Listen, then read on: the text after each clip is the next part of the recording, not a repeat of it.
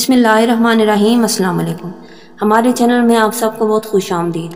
حضرت عبادہ رضی اللہ تعالیٰ عنہ نے نبی کریم صلی اللہ علیہ وسلم سے شب قدر کے بارے میں دریافت کیا تو آپ نے ارشاد فرمایا کہ رمضان کے اخیر عشرہ کی طاق راتوں میں ہے، 21، 23، 25، 23، 29 یا رمضان کی آخری رات میں جو شخص ایمان کے ساتھ ثواب کی نیت سے اس رات میں عبادت کرے اس کے پچھلے سب گناہ معاف ہو جاتے ہیں۔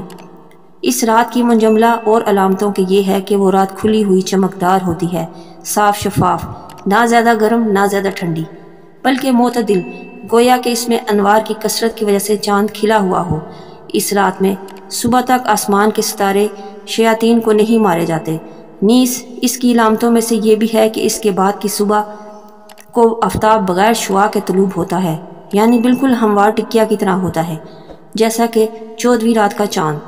اللہ تعالیٰ نے اس دن کے آفتاب کے طلوع کے وقت شیطان کو اس کے ساتھ نکلنے سے روک دیا ہے۔ حضرت عائشہ رضی اللہ تعالیٰ عنہ نے حضور صلی اللہ علیہ وسلم سے پوچھا کہ یا رسول اللہ صلی اللہ علیہ وسلم، اگر مجھے شب قدر کا پتہ چل جائے تو کیا دعا مانگوں؟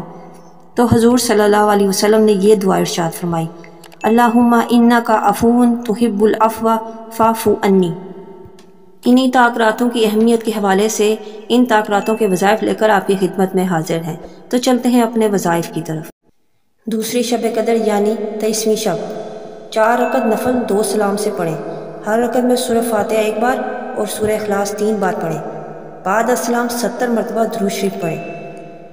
8 رکعت نماز 4 سلام کے ساتھ پڑھنی ہے۔ ہر رکعت میں سورہ فاتحہ کے بعد سورہ قدر 1 مرتبہ اور سورہ اخلاص 1 مرتبہ پڑھیں۔ بعد السلام 70 مرتبہ کلمہ تمجید تیسرا کلمہ پڑھیں اور اپنے گناہوں کی معافی مانگیں۔ سبحان اللہ والحمد للہ ولا الہ الا اللہ واللہ اکبر ولا حول ولا قوت الا باللہ العلی العظیم۔ خاص وظیفہ 23ویں شب کا، سورہ یاسین 1 مرتبہ پڑھیں اور 1 مرتبہ سورہ رحمان پڑھنا بہت افضل ہے۔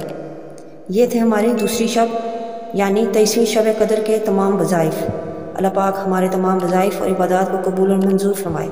ملتے ہیں نیکسٹ ویڈیو میں ایک نیو ٹاپک کے ساتھ۔ اللہ حافظ۔